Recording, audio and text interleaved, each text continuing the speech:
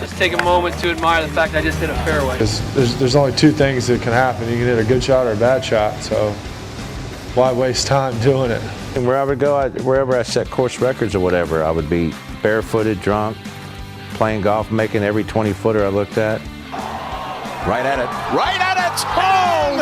He's done it again! This is the dumbest hole I've ever played in my life. Come on then, Shane. Knock it close. Shane Lowry is the Open champion. Hey everyone, welcome back to another episode of the Fairway Finders. We're on episode number 32. Our first full player tournament of the year is upon us. Sony Open. Steve and Donica, how are we doing, lads? How's it going, boys? Ahoy there, gents. What's the crack?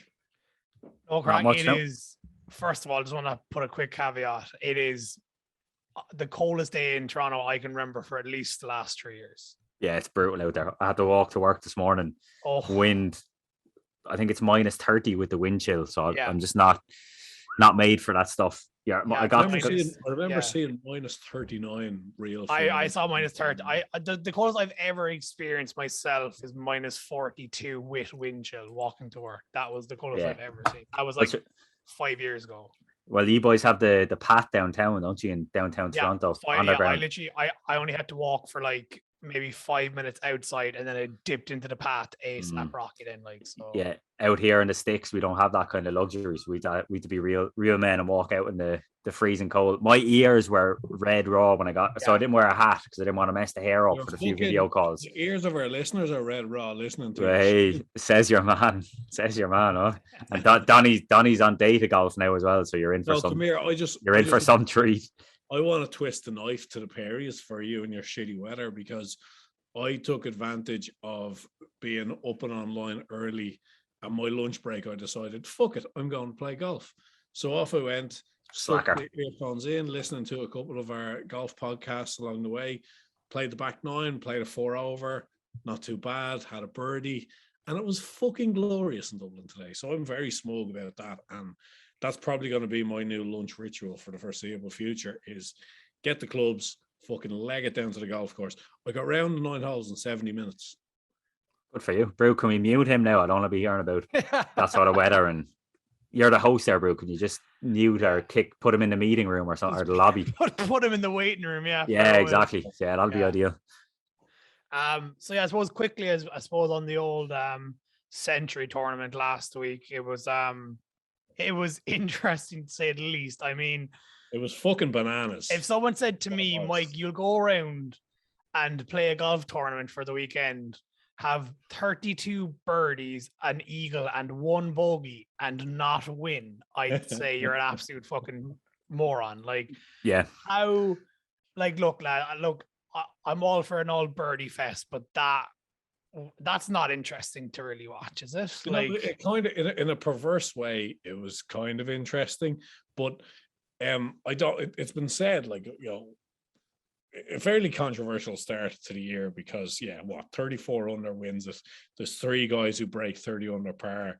It's like Sunjay M was 24 under and didn't even get anywhere near winning this thing. Which is, Listen, you're just not happy because you didn't get any place money or anything last No. week. That's the only. If I- this was the other way around, you'd be like, Well, great you- tournaments. You know, Sanjay dominated. It was brilliant. Look, I think you have to take it for what it is, right? This is a start of the year tournament. It's in Hawaii. It's like, let's just go out, play some golf, get the boys back in the back in the swing of things, and move on. So like, you don't want. They're not going to put US Open conditions with Tick Sure, Rough. as well. Like, I think the point was made on Twitter, and rightly so, that if you take any of these regular PGA Tour events, drop the wind to 0, have soft conditions, and just have guys firing at flags, firing at numbers, knowing they're not going to take a bad hop, knowing they're not going to get a gust. These guys are just too good. They're like, even with an average putting week, there were guys shooting like 15, 16 under. Yeah, I think Justin Thomas came out and said that, wasn't it? Said that if you give us any course with no wind and soft greens, we'll tear it apart. So, like, you just have to take it what it is. In fairness, now it was Hawaii time, and obviously over here in Dublin, it was just too late for me on a Sunday night, on a school night, whatever. But fair play. Cam Smith, that was the first time Cam Smith ever led an event after 36 holes. And he just kept plugging and plugging and plugging. And he's got the world number one, like breathing down his neck and making birdies after birdies. Like, this was a big week for Cam Smith to the point where straight away I put an anti-post bet on Cam Smith for the Masters because he's a great fit for that golf course. And I wouldn't be surprised if you go fast forward to April and we're talking on Saturday, Sunday at Augusta, how many times is the Tournament of Champions going to be referenced? Because I'm convinced that John Ram will be in the mix and Cam Smith will be in the mix. And Cam's now proven, he can assassinate the world number one. Yeah, well, Donny, can I just say that this is yet another event that John Ram has gone in either in the last group or second to last group and not won. It's a bit of a trend now. He didn't get it done this time. He didn't get it done at where else did he do it? There's so many I can't even think of one. That's bad. It's been, I'm not calling him a bottler, but there's been 4 or 5 tournaments now that he's been in contention on a Sunday and not got it done. Like, and listen, all you said, are any of them big events? Though? No, listen, Donny, all last year I've heard you say he's a closer. He stands on next. All he won was, and I know it's all he won was the US Open, right? Fair enough. Got his first major, but every other tournament he's not. I don't know if bottle is the word, but there's something going on there. The tour championship head to head with Cantlay, lost it. Ryder Cup head to head with Scotty Scheffler, lost it. This tournament head to head. There's at least 2 or 3 others. So Cantlay played unbelievable at East Lake. Scotty Scheffler shot something like 9 under in that round. So he has run into, like, Ram shot 7 under on Sunday. Cam Smith shoots 8 under, fair enough, but it's hardly like a bottle job. I mean, the proof will come this year. He is still the most underappreciated golfer. Like, his strokes gained. Yeah, they are, but it's through the fucking roof. Yeah. And so Memorial, there's a totally anomalous situation where he has to pull out leading by 4. Yeah, he didn't win it though. He had 1 win last year, which is nuts because he should have had about 5. And I reckon the under-overs and John Ram wins this year. Let's say he plays 25 times. The over-unders for me, I reckon, probably 4, 5 maybe. I take the under, I'd say. I'll take the over. I think he can win 5 times this year if he plays 25 events. All I'm going to say is the last 2 minutes of this podcast is going to be clipped either way. Yeah, one of us. No, but look, it's a valid point, and I know you're John Ram fanboys, and I know I'm not trying to wind you up, but I think, was it the Scottish Open as well? He was in contention on a Sunday, he didn't get it. Scottish Open was the one he bottled. That was the one where he actually. So that's 4 tournaments we're talking right now that John Ram has been probably odds-on favourite to go and get it done on a Sunday, and he hasn't closed it out. So there's a bit of a trend here, and I know you're big on him. You notice a difference in him the last 2 years. During any of those 4 times, was he throwing clubs and getting pissed off and getting angry? And it doesn't matter though, does it? Look, well, maybe he should start throwing clubs. Maybe he should start throwing clubs. Get the fire back. Do you know what I mean? He's learning how to put all those kind of negative tendencies that he has. He's keeping them in the bag, and he's just plowing ahead. And I think the way he handled Memorial was brilliant. Like, I mean, he couldn't possibly have handled it in a more professional and a more positive way. Like, he 100% wins one of the majors this year. 100% John Ram wins one of the majors this year. Yeah, I think the Open myself. Anyway, we can talk about John Ram all day, but does anyone have any like sort of final thoughts on the Tournament of Champions in terms of like anything really? No, I mean, to be fair, like, you know, I watched a bit of it. Like, I didn't watch that much just because I saw the scoring in the first day, second day, and I was like, nah, this is a fucking bullshit fucking tournament. But I mean, I have to say, you know, saying that, it's very impressive to see what a professional can do at an easy course, quote unquote. Like, you know, it was maybe, you know, 315 to like the front of the green between 2 bunkers. They'd know if they get the ball there, it's so soft it won't budge from that area, and absolutely lasered it to that little area. Like, both players off the tee, let's say. I think one of them was Cam Smith, and who was he playing with on the second last day? Was it JT or someone? Anyway, both of them absolute perfect drives, and I was like watching maybe 4 or 5 holes in a row, and it was the same thing. Like every hole had, a fairly small-ish area that they would be a perfect tee shot. And to be fair to lads, like absolute perfection every tee shot. So look, it's easy, but I think it's also they make it look very easy.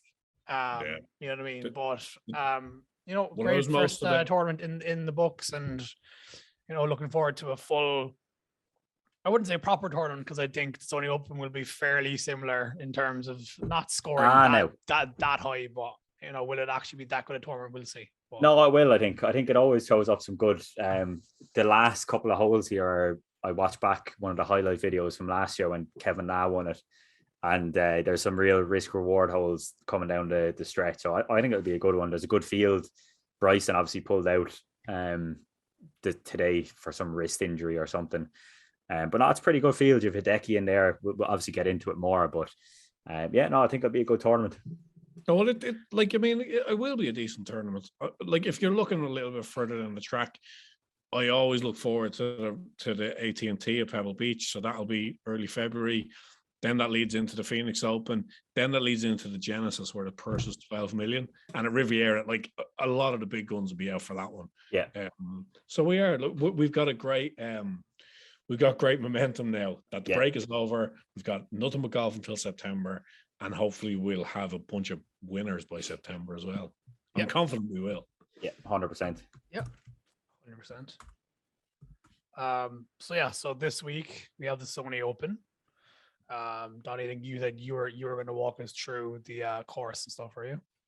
Yeah, the one thing I'm terrified about is I haven't heard Wahaile Golf Club actually said. I've only seen it written down, so probably. I also, to be honest, Donnie, I saw that earlier. I was like, I don't know how to pronounce that. And what's even worse is this golf course has been part of the PGA Tour schedule for donkey's years. Yeah, it has. Yeah. Anyway, so it's shocking, Donnie. You're supposed to be weird. Professional, man. I know. Yeah. Listen, it's January. Everybody's slacking off a bit. Yeah, no, it's fair enough. What's weird about this week is it's in Hawaii. It's an entirely different golf course, yet the correlation between guys who play well at the Tournament of Champions and guys who play well at the Sony Open is really strong. So instead of these wide undulating fairways and a long golf course in Kapalua, this week you've got quite narrow fairways and it's much, much shorter. So it's about 600 yards shorter. Now, that's obviously it's not a par 73. It's a par 72, I'm assuming. 70. Oh my God, Jesus. Wow. Talk about amateur hour. And yeah, especially because JT is the owner of one of the PGA Tour's 59s, and he did it here in 2017. Opening round, shot a 59, went ahead and won the tournament by 7. That was 27 under. So in terms of the scoring, this is again like you're talking between 17 to like 22, 23 under par. If the wind does blow, though, it can be a much more difficult test. So Cam Smith won this last year, one of a few guys who's done the Hawaiian double now. He won it at 11 under. So, and they are forecasting winds for about like 15 miles an hour this week. So you are going to have to control your ball flight a little bit. You're going to have to be aware of the wind. In terms of what you need around here, this is a bit of... Yeah, fuck it. It's a glorified putting contest around here. Donnie. Even though the fairways are narrow, the driving accuracy is a relatively unimportant statistic this week. In that we've had guys who've won this in the past, and their driving accuracy has been like nowhere near the sharp end. It's a second shot golf course, Donnie. That's what it's approach. Certain. Yeah, so and especially from like 150 to 175 yards, there's about 30% of shots come in from that range. So a statistic that we looked at in depth this week is guys with the highest birdie percentage of those approach shots. And I'll read of the top 5 in the field based on the season of 2021 who are playing this week. Brendan Steele, Corey Connors, Jason Cockcrack, Michael Thompson, and Kevin Na, who won the Sony Open last year. And Steele has an unreal record around here as well. He has 2 top 5s, I think. He was second last year. tied fourth the year before. Yeah. So he loves the place. Yeah. So the data says that Steele's a good pick. The course form says that Steele is a good pick. And I mean, we can get into who our picks are if you'd like. Yeah, do you know what I heard about that fella actually? I heard he has nerves of steel. Brandon does. Fucking hell. Jesus. Ding, ding, ding, ding. Someone into fucking waiting room. Christ. Can we put some Stick you know, that those fucker in the waiting room, will you, bro? Stick him in the I know, waiting room. yeah, Put him in the very ball corner for deserving that enough, one. to be honest. the class I thought that was. Nerves of steel, I heard. Do you know, link to the podcast, wasn't Brennan Steele who Jason Sabell caddied for? Correct. Yeah, good memory. Yeah, good stuff, good stuff. Yeah, so You got something right, Donny, at least. Well done. the last thing to say in terms of like preview, like Sony Open, like just having a look at what kind of player is going to win this. As I said, putting competition. 10 of the last 12 winners have ranked in the top 6 of putting. And of the last 7 years, the only one who didn't was Kevin Na. And I think he ranked like 21st or something. So if a guy is not putting well, if a guy doesn't put well on Bermuda greens, if there's if there's any reason for you to doubt his ability to put, just don't back him this week. Simple as that. Yeah. Agreed. Okay, so here do we have, so Steve, do you want to go first? Do you know what? I will. I'll crack into it. So I've 2 picks for the week. So one of them is going to be my one and done pick for the week as well. So I'm putting all my eggs in one basket. So for anyone who wants to jump onto the one and done, there's still some spots left. It's the race for the Mayo Cup. It's $125 entry, and it's a nice 50 grand first prize. So you basically pick one golfer every week. Your earnings for that golfer get added up throughout the season, and you're only allowed to pick each golfer once. So that's something we'll probably chat about a little bit on the podcast throughout the season as well. I can't wait to take your money when I wipe the floor with you. Yeah, we'll see about that. Anyway, so my main bet isn't actually my one and done because I'm going to keep him for later on in the season. But my number one bet is Russell Henley this week. So Russell Henley is 35-1. I got him 8 places each way. So Henley, as I said initially there, it's a second shot golf course. And Russell Henley has just missed their second shot. So he finished 6th on the PGA Tour last year on strokes gained approach. He has course form as well. So he finished tied 11th last year at this event. One course that I'm kind of correlating form with on both of my picks. He also won this in 2013. Yeah, he did, but I didn't get that far back in my research, Donny, to be fair. So thanks for that. Look, man, I'm just trying to pump up your rationale. Yeah, no, appreciate it. And the course and the event I'm correlating a lot of the form with is the RBC Heritage at Harbour Town, which is a shorter tracks, par 70 Bermuda greens. So Russell Henley was T9 at that event last year.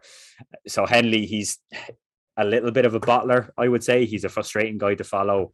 He had one event last year. The name slips my mind. I had him backed, and he was 4 shots clear. He was 54-hole lead in the US Open as well, wasn't he? Was he? Yeah. But he wasn't tied with Mackenzie Hughes, and there were 3 guys tied, and Ram was 2 back. And they all potentially, but his big chance was he was 3 or 4 shots clear going into the back 9 on a Sunday. He had a putt to get into a playoff, and he missed the putt. Yeah. Oh, what was that?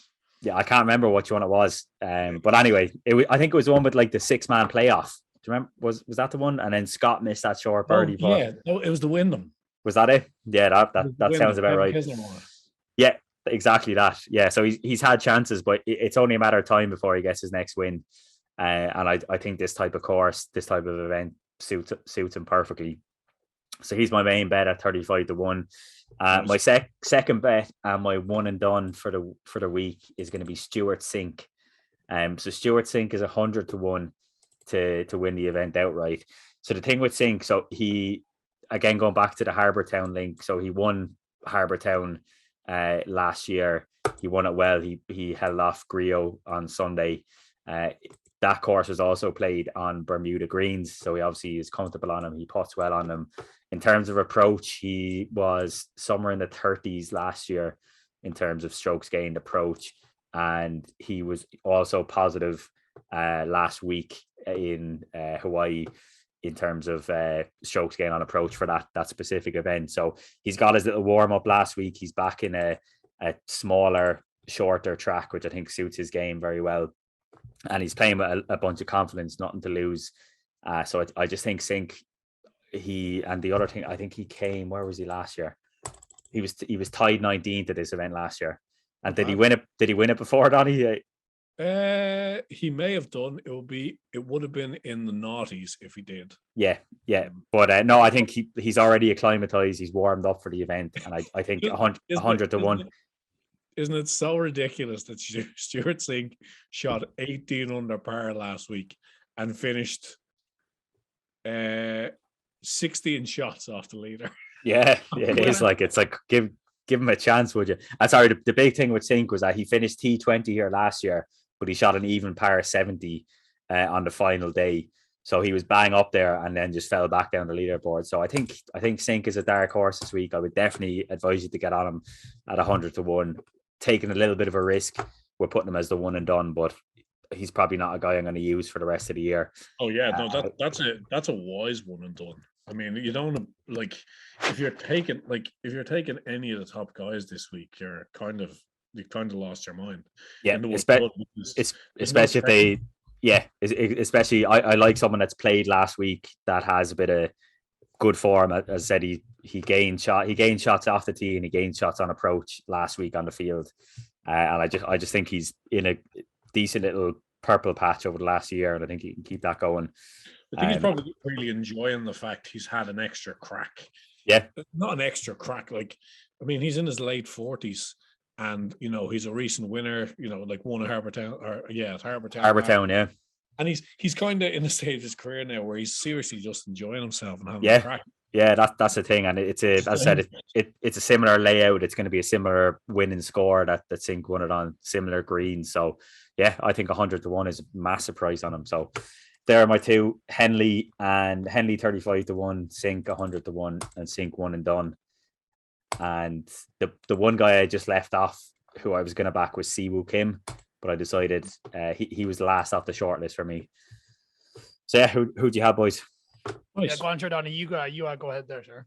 Yeah. So listen, last week, Sunjay Im, I was convinced he was going to win. In the end, he was kind of miles off, even though he played fairly well. He was one shot outside the places in T8.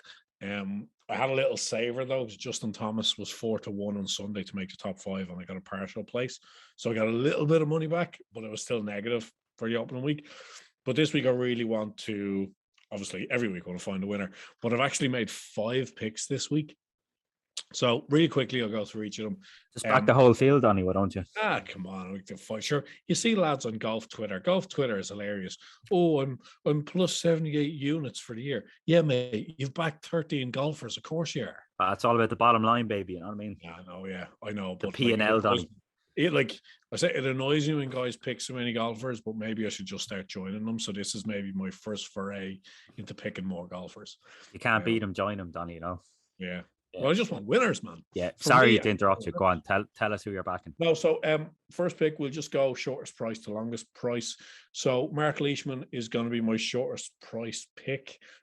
He's a guy that I generally tend to stay away from because it's just anecdotal, but I just notice him fade off leaderboards when things get to the sharp end, and I don't like that as a trait. Don't have data to back that up. It's just an observation. But he had a decent showing last week. Like, where did he finish last week? T11th, I think it was. Tied 10th, 23 under par.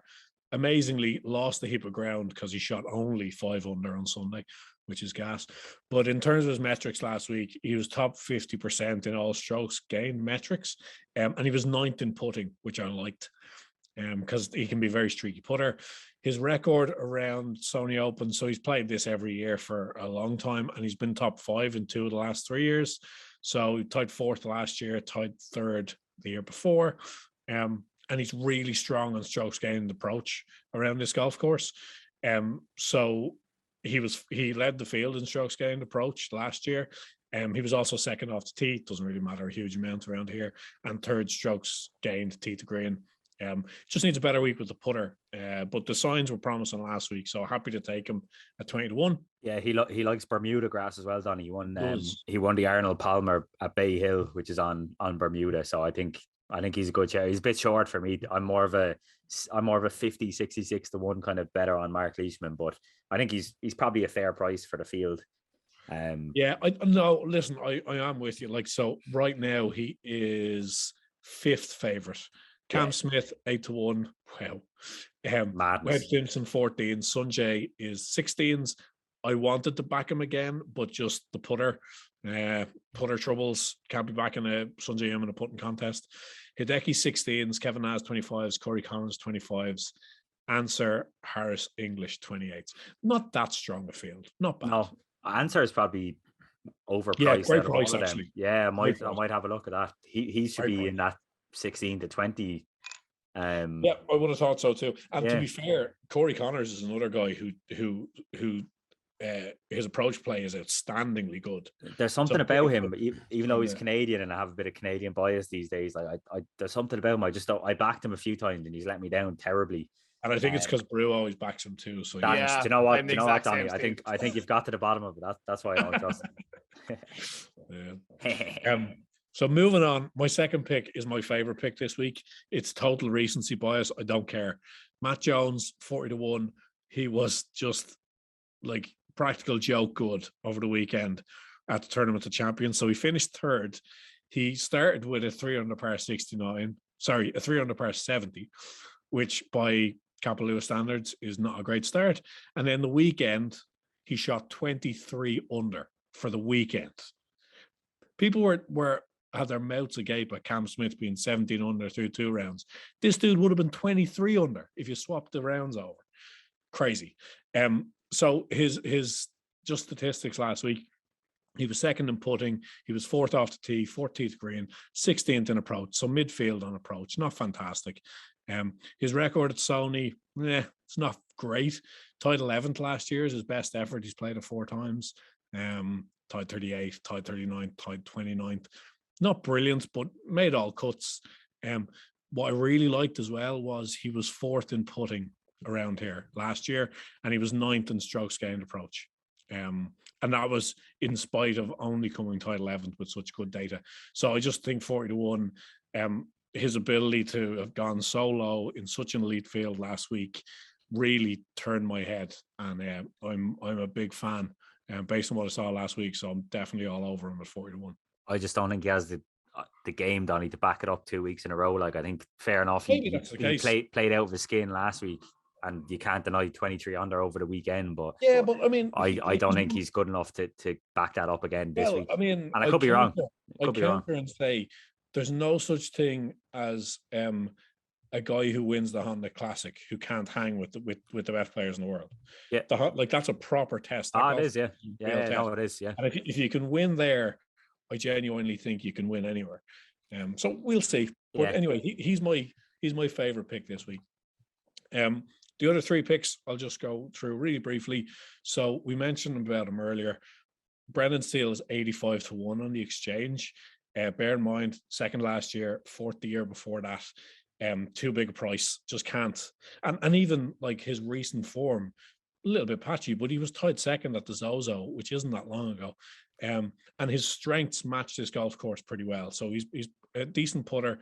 He's excellent approach play. That's where he really stands out. So as I mentioned earlier on, the number 1 player on the tour last year in terms of his birdie percentage from 150 to 175 yards. And yeah, I it's too big a price. I also separately backed him to be top 10 at 7-1. So just an extra couple of places. No way. That's all. I need to get on that myself. I'm looking him up here to see what he is for a top 20 finish, because I think you might get like 3-1 or something, 4-1. Even still, though, that's a huge price for him to finish top 20. Yeah, it's a great saver. So 3-1, Donny. Yeah, 3-1 top 20. Give me some of that. And if I just top 10 is super achievable considering what he's done here. Oh yeah, without doubt. Yeah. My other 2 picks, my last 2 picks, one of them is I just want to be able to play I just love having a cold beer with the guys. I'm picking Graham McDowell, 125 to 1. So his last start here, and it's probably, I think it was his last start in a long while, he was tied 4th here in 2020. During that, he was 9th in putting, 18th on approach. Lack of distance that he has off the tee. It is neutralized this week because it's quite narrow. Like, bombers have an inherent advantage, but it's kind of equalized around here for the most part. It's quite speculative. I don't know what he's been doing with his game. He's probably looking at the likes of Stuart Sink, the likes of Mickelson, the likes of Harrington, watching them perform well into their 40s. And he's probably like, here, Poulter as well. Why can't I do that? I'm not done yet. So 125 to 1 for a major champion. That's fine by me. Yeah. I have a little punt on him. And then finally, this bet is because I want to make sure I'm watching what he's doing. Keita Nakajima has been the world amateur #1 for like nearly 50 weeks in a row. He's already qualified for 3 of the 4 majors this season. So he's not into the USPGA, but he's qualified separately for the other 3 by winning different events. Really impressive. His golf swing, please go and Google Keita, as in Naby Keita, Nakajima, Nakajima. Stick it into YouTube, look at his swing, and tell me it's not Adam Scott in disguise. He swings it so like Adam Scott. It's crazy. I think he's going to be a star. Ex-amateur world #1s like Morikawa, Ram, Cantley, a whole bunch of superstars. And I'm just going to back him to be top 20. He's about 9 to 1 to be top 20, which is super achievable considering how good a player he is. And I just wanted to put a couple of quid on him just to make sure I'm keeping an eye. Not necessarily have a huge expectation for him, but you'll hear that name a hell of a lot over the next couple of years. So 4 outrights and one top 20. Yep. That's not bad. That's not bad. So, not as bad as 5 outrights. You know what I mean? No. But so a couple of savers in there. Leishman 20 to 1, Matt Jones 40 to 1, Brendan Steele 85 to 1, and then separately 7 to 1 top 10. Graham McDowell 125s, and Keita Nakajima top 20 at 9 to 1. That Brendan Steele bet is just a must. Juicy. I'll probably do the top 20 at 3 to 1 as a saver for the week. Whatever money I stake, I'll put that, get the money back off him top 20. Oh, and the one I mentioned, I don't know if I mentioned on the podcast or before we went live, but my one and done for this week is almost certainly going to be Kevin Kisner, even though he's not in the rest of my picks, because I'm looking at Kevin Kisner, I'm looking at his course form, I'm looking at what he did last week, and it seems kind of absurd that I'm not backing him. But would you not save him for the Wyndham later in the year? Yeah. Like there's a couple of spots where he can play really well. It'll either be Brendan Steele or it'll be Kevin Kisner. It'll be one of the two. Brendan Steele's probably a good one and done, to be fair, because you're not going to use him again. I can't imagine myself fancying Brendan Steele any more than on paper what you'd fancy him this week. You never know. He's nerves of steel, obviously. So anyway, Brew, who'd you got this week? Yeah, so I mirror Donnie in Leishman and Jones. And I won't even speak any more on that. I do think Leishman is probably a bit short. I do agree with you, Steve. He's more of a player you see hovering at between mid-30s to mid-40s. However, I do think that this tournament will definitely suit him. And look, sure, we'll see if he can live up to the hype of his price. 2 Australians, Brew. Yeah, I think Australia can go back to back. Like, they totally already do. So there's always at least one Australian that contends this. Yeah.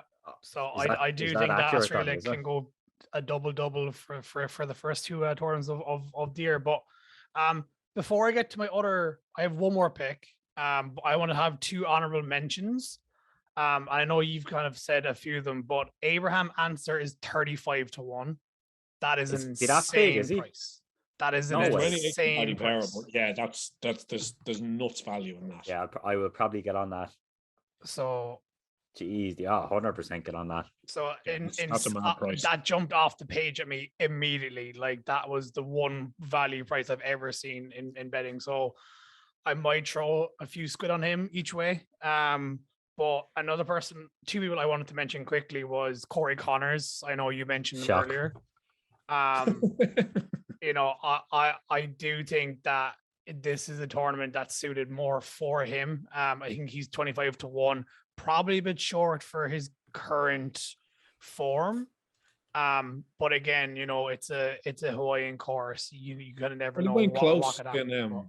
He was tied third in 2019 when Kuchar Yeah. won by 4. So. But there's no way Answer should be 35-1 and Corey Connors. If Corey Connors is 25-1, I agree. That's I agree. outrageous. That's a mistake. Yeah. Yeah. And then another name that Donnie said was important around this, I think you said strokes gained. And I think you listed the top 5, and I believe this lad was in there, so correct me if I'm wrong, but Jason Kokrak is 40-1. Yeah. And he was in that list. So, you know, again, I think Kokrak and Answer at 40-1 and 35-1 respectively. I think that's insane value right there. I'd just be the only thing with Kokrak again is the recency bias, and it's based on like the fact we're at the start of the year and there's been a hiatus. But he was dead last week, Kokrak. He lost. He was nearly bottom in putting. He was nearly bottom off the tee.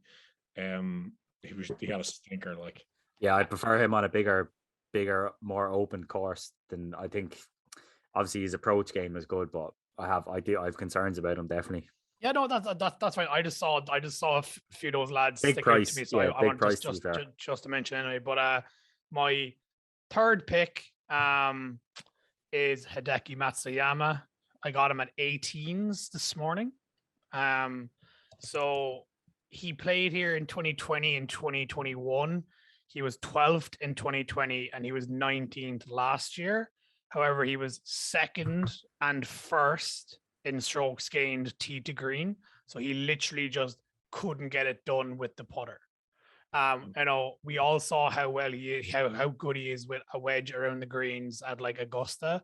And I think considering he's nearly double the price of Cam Smith, I think he's worth a punt this week. That is also nuts. I think he's a class player in the field, to be fair, Hideki is, but I just don't know how motivated he's going to be to win the Sony Open in Hawaii when we have major season coming up. But I like the pick. I think it's good. But to be honest, the standout out of all for me is Answer. Answer. I was literally just about to say, but if for any picks that I haven't done necessarily myself, even though I'll be perfectly honest, you know, after seeing 35-1, I think I am probably going to put a bet on. So I will say I have 4 picks this week then. Yeah, you can. I'll have 3 picks and I'll add Answer because you can't pass up 35 in this field. Yeah, as good as his approach it's outrageous. Game is as well. I to be honest, I only caught it just before coming on the podcast. Otherwise, I would have been straight on to you being like, lads, have you seen this? Because you know that's insane value.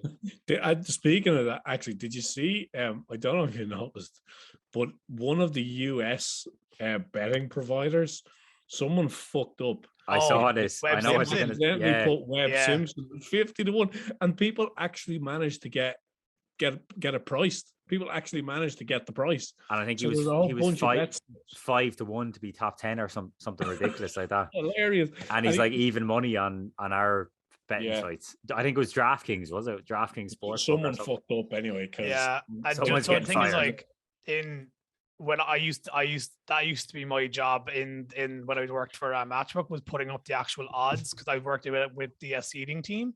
Man, I've done it before. I've done it before, and you click enter, and we have a ticker on one screen, and all you'll see is the ticker just light up with like bets, and you're just like, and fire sale.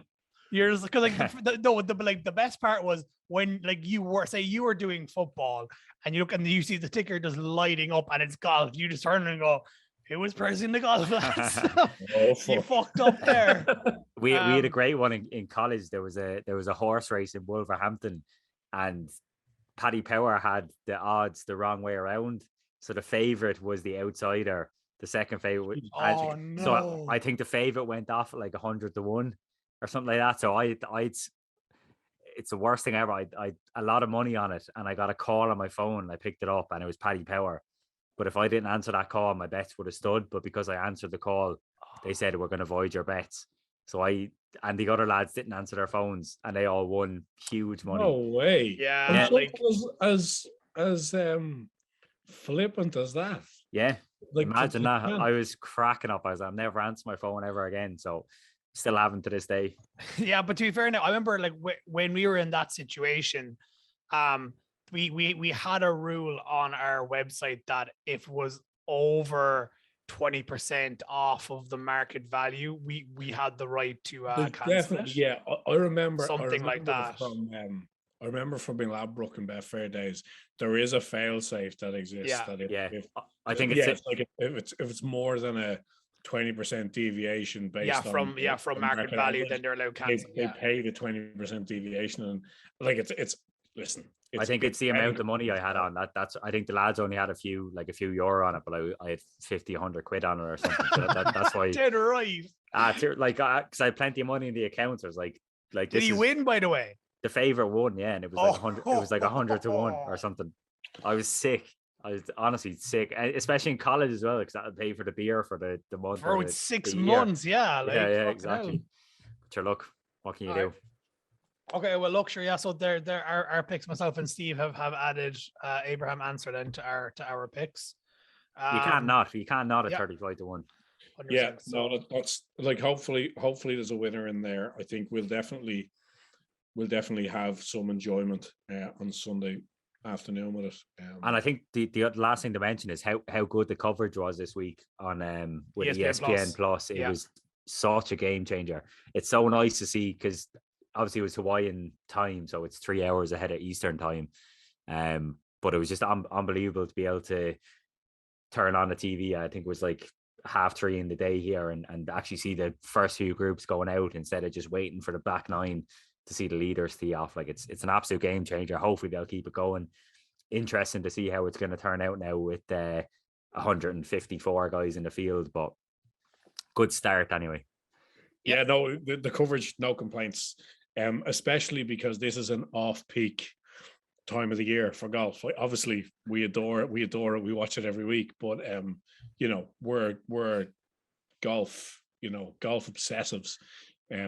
That's how it should be, though. Yeah, it's coverage, like I think the coverage kind of switches from maybe the 18th year, maybe the Genesis onwards. Generally, it increases several notches, and then between like after a Ryder Cup, if it's a Ryder Cup year, until now, it's usually really dog shit. There's like 2 cameramen out on the course, and one of them has a camera that's 25 years old. Yeah, exactly, blowing dust off the screen. Yeah. But no, it's a big improvement, much needed. And I think all of golf Twitter is which is a mad place.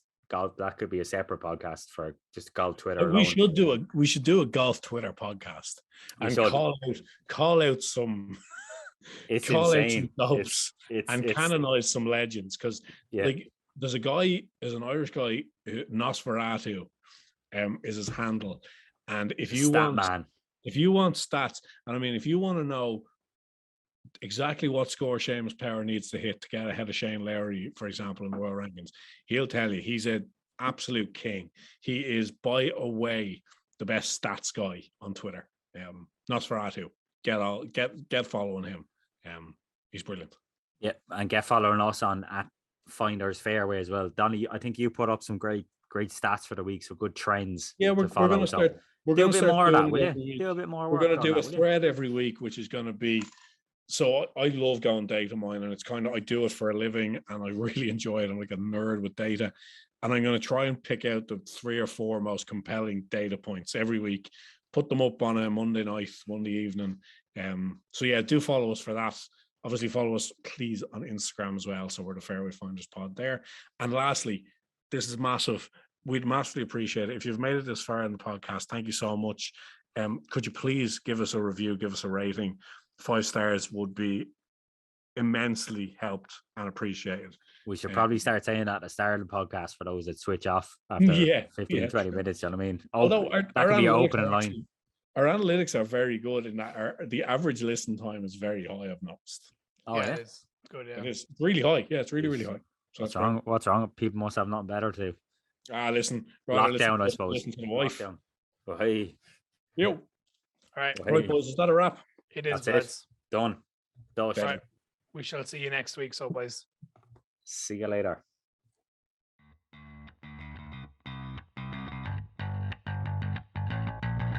Just take a moment to admire the fact I just hit a fairway. There's only two things that can happen. You can hit a good shot or a bad shot, so why waste time doing it? And where I would go, wherever I set course records or whatever, I would be barefooted, drunk, playing golf, making every 20-footer I looked at. Right at it. Right at it. Oh, he's done it again. This is the dumbest hole I've ever played in my life. Come on then, Shane. Knock it close. Shane Lowry is the Open champion.